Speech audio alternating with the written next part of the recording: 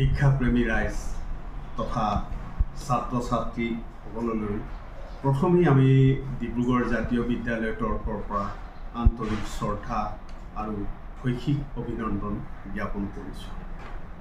2001 চনৰ 17 জানুৱাৰী তাৰিখে তথা শিল্পী দিৱসৰ দিনাই আমাৰ ডিব্ৰুগড় জাতীয় বিদ্যালয়খন প্ৰতিষ্ঠা কৰা হৈছিল। সেই সময়ৰ জিলা উপায়ুক্ত শ্ৰদ্ধাৰ বাণীকান্ত পেগু ডাঙৰীয়াৰ দ্বাৰা আমাৰ এই বিদ্যালয়খন উদ্বোধন কৰা হৈছিল আৰু আমাৰ সমিতিত আছিল সেই সময়ৰ প্ৰাক্তন আয়ুক্ত আমাৰ অতি শ্ৰদ্ধাৰ বুৰঞ্জীবিদ লিখক সমাজসেৱক চিদানন্দ বৰুৱা ডাঙৰীয়া আৰু আমি উদ্যোগ লৈ সেই সময়ত ডিব্ৰুগড় চৌবিডিংৰি খেলপথাৰৰ সমীপত এই বিদ্যালয়খন আৰম্ভ কৰিছিল। কালক্ৰমত 2010 বৰ্ষত এই টেপৰগাঁও দূৰদৰ্শন কেন্দ্ৰৰ সমীপত আমি এই বিদ্যালয়খন স্থায়ীভাৱে ইয়াত স্থানান্তৰ কৰা হ'ল আৰু তেতিয়াৰ পৰাই আমি এই অঞ্চলটোক কেন্দ্ৰ কৰি শৈক্ষিক যাত্ৰা আমি আজিও অব্যাহত ৰাখিছোঁ।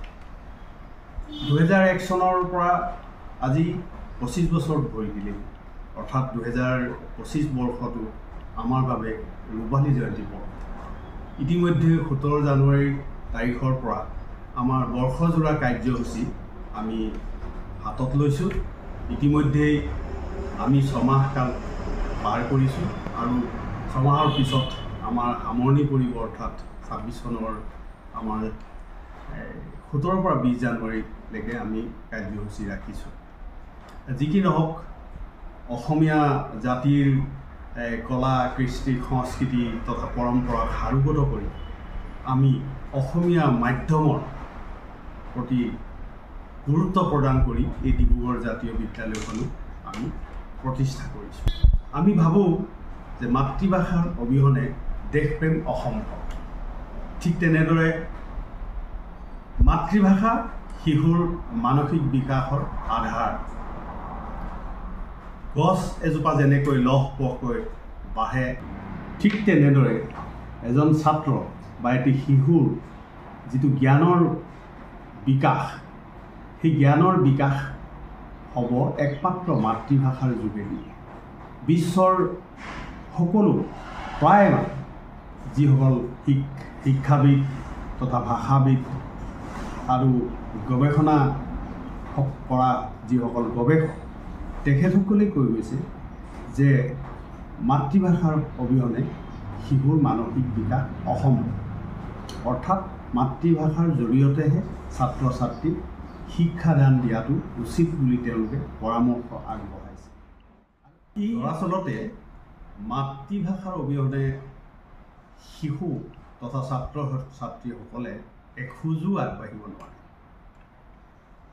পৃথিৱীখনৰ যি প্ৰাকৃতিক পৰিৱেশ, এই প্ৰকৃতিৰ লগত সম্পৰ্ক গঢ়িবলৈ হ'লেও মাতৃভাষা একান্ত বাঞ্ছনীয়।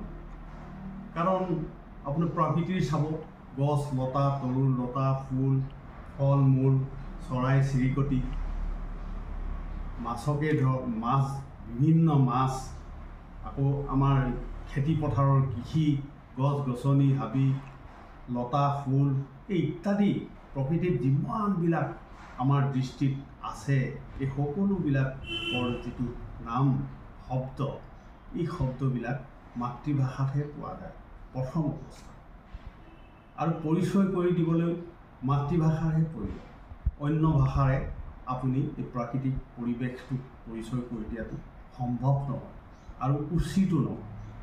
আমি উদাহৰণস্বৰূপে আপুনি গছ গছনিবিলাকৰ নামবিলাক চাব, বা পাচলি শাক, মানিমুনিয়ে কওক, মচুন্দৰীয়ে কওক, আপুনি ফল মূলৰ বিভিন্ন, তাৰপিছত আমাৰ যিখিনি স্থানীয় মাছ, চৰাই চিৰিকটি, শ বিধ আপোনাৰ আমাৰ শস্যৰ নাম, এইবিলাক কিন্তু মাতৃভাষাৰ জৰিয়তেহে আয়ত্ত কৰাটো। এটা বিদেশী শব্দৰ যোগেদি এই প্ৰাকৃতিক দিশবিলাক পৰিচয় কৰাটো অসম্ভৱ। সেইকাৰণে সকলোৱে আমি